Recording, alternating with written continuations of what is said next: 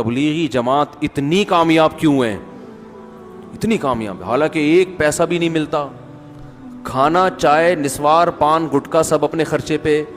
جب آپ 1 سال جنگلوں میں پیدل لگا کے آؤ گے تو کوئی ایئرپورٹ پہ پھول لے کے کھڑا ہوا نہیں ہوتا ہے بھائی, نہ دفتر میں کوئی انکریمنٹ لگ جاتا ہے, نہ گورنمنٹ کی طرف سے کہ ماشاء اللہ, چونکہ ان کے کوئی سرٹیفکیٹ بھی نہیں ملتا. آپ بتاؤ میں سال لگا کر آئے ہوں, وہ اگلا کیا ثبوت ہے, کہ ثبوت تو کچھ بھی نہیں ہے. مدنی مسجد فون بھی کرو گے شاید وہ بھی کہہ لیں ہم تو جانتے ہیں نہیں اس بندے کو ہے کون, کچھ بھی نہیں مل رہا ہوتا, پھر بھی اتنی کامیاب کیوں ہے؟ پھیلتا ہے, جو کام پھیل رہا ہے. وجہ کیا ہے کہ جب یہ دعوت دینے کے لیے جاتے ہیں تو اپنے آپ کو چھوٹا بنا کے, یہ نہیں کہ ہم تیرے کو سکھانے آئے ہیں, تجھے کچھ پتا وتا ہے نہیں بھائی, ہم سیکھنے آئے ہیں, آؤ مسجد میں بیٹھ کے مذاکرہ ہو, ہم بھی سیکھیں گے آپ بھی سیکھیں گے, ہم نے تو خود کلمہ پڑھا ہے تو ہم سیکھنے والے. تو یہ جو سیکھتے اور بھائی اور عزت اور کوئی یار کیا کیا باتیں آتی ہیں دماغ میں, کھوپڑی میں. ابھی میں ایک واقعہ سنایا نا, جس نے مجھے سنایا تو بس میں آنکھوں سے ضبط نہیں کر پا رہا تھا. حضرت مولانا طارق جمیل صاحب کا واقعہ ہے.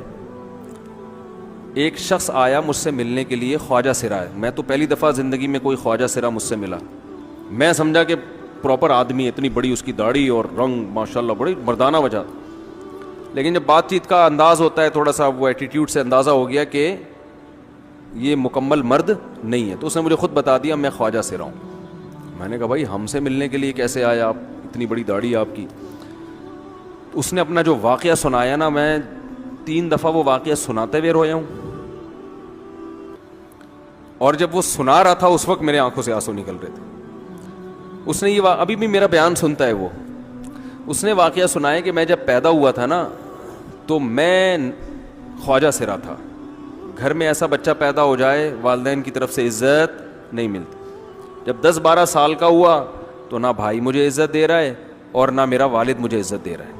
میں بھائی کے ساتھ کہتا ہوں مجھے باہر لے کے جاؤ تو وہ کہتے ہیں لوگ میرا مذاق اڑائیں گے تمہیں دیکھ کے. ظاہر ہے اس کی حرکتیں تھوڑی زنانہ لڑکیوں والی حرکتیں ہوتی ہیں, اور والد بھی کہیں محفلوں میں نہیں لے کے جا رہے, ایک مذاق اڑایا جاتا ہے.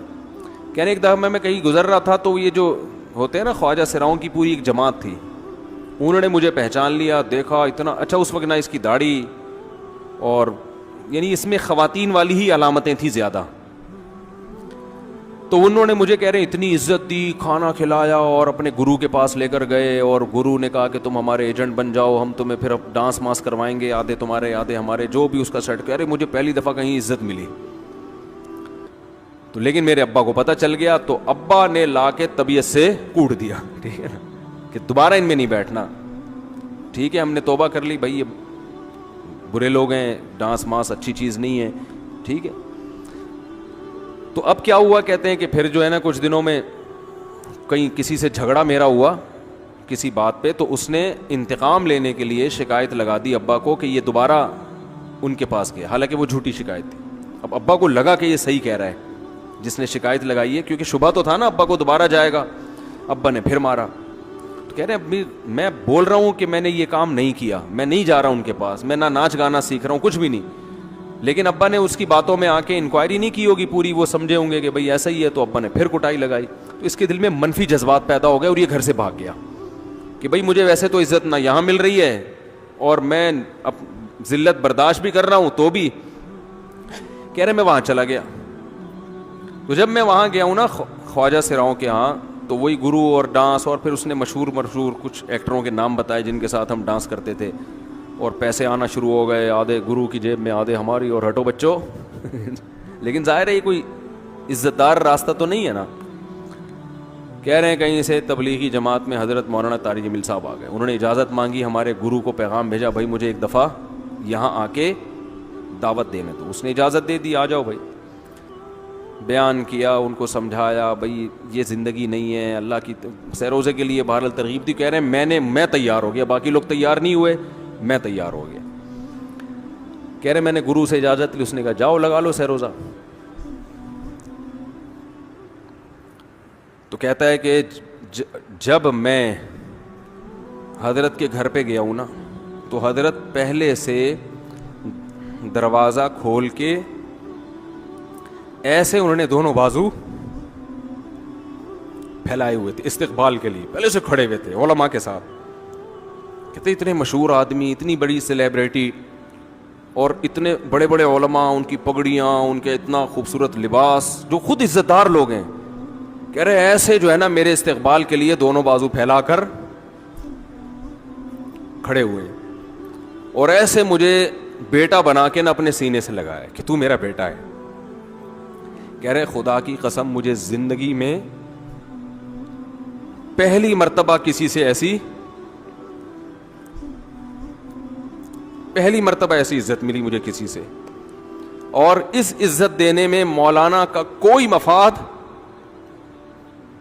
بولو بھائی, کچھ بھی, بلکہ ذلت ہوگی نا. لوگ کہتے ہیں خواجہ سرا کو بیٹا بنایا ہوا ہے, اور اس وقت تو اس میں بیچارے میں کچھ زنانہ سی علامتیں بھی تھیں, تو خواجہ سرا کو کیا دے رہے ہیں, عزت دے رہے ہیں. کیا کسی تاجر پہ محنت کرو تو تھوڑا چندہ دے دے گا مدرسے کو, ایسا ہی ہے نا. اور کسی افسر پہ محنت کرو تو تعلقات کیا ہو جائیں گے, جب وہ دین پر آئے گا تو اس سے کیا فائدہ. اس کو تو باپ ایسے ان لوگوں کو ریجیکٹ کر دیتے ہیں, بھائی اپنانے سے. کہہ رہے مجھے یہ اپنا رہے ہیں, ایسے سینے سے لگایا انہوں نے, اور مجھے سہروزے کی جماعت میں اپنے ساتھ لے کر گئے, کھلاتے تھے, بڑا خیال رکھوایا میرا. کہہ رہے اس کے بعد پھر میں نے گرو سے اجازت لی. وہ گرو چھوڑتے تھوڑی, ان کو پیسے ویسے دیے, جان چھڑائی نا, وہ بھی غلامی کی طرح نکلنا پڑتا ہے. پیسے دیے پتہ نہیں کتنے لاکھ یا کتنے ہزار روپے, وہاں سے پھر نکل کے 4 مہینے اس میں بھی خیال کیا. تو پھر تبلیغ کے بزرگوں سے ملا, پھر انہوں نے پورا مجھے بتایا کہ بھائی تم یہ علاج کرو تاکہ تمہارے اندر یہ زنانہ علامتیں ختم ہو. تو وہ علاج کر رہا تھا ماشاءاللہ, انجیکشن لگے, انجیکشن میں ڈاکٹروں کی بھی مدد کروائی. یہ ایسی این جی او ہے میرے بھائی جس کو کوئی بھی این جی او نہیں کہتا, نہ ان کے کوئی اشتہار آ رہے ہیں. کتنے لاکھوں لوگوں کو اس طرح سے یہ لے کر بھی آئے اور ان کے مسائل بھی حل کیے, مگر نہ کوئی ویڈیو بن رہی ہے, نہ کوئی اشتہار آ رہا ہے. یہ تو اس نے خود مجھے بتا دیا نا, اور اس نے کہا ایسے سینکڑوں لوگوں کے ساتھ ہوا ہے. تو اس کی ماشاءاللہ اب داڑھی نکل گئی. اس نے کہا آہستہ آہستہ میں اللہ سے امید ہے کہ مکمل مرد بن جاؤں گا میں. تو یہ ہے وہ دعوت جس میں آپ کا کوئی مفاد بولو نہیں ہے. تو دعوت کے کام میں جب تک اس درجے کا اخلاص نہیں ہوگا, اس وقت تک آپ کی دعوت میں جان پیدا نہیں ہوگی.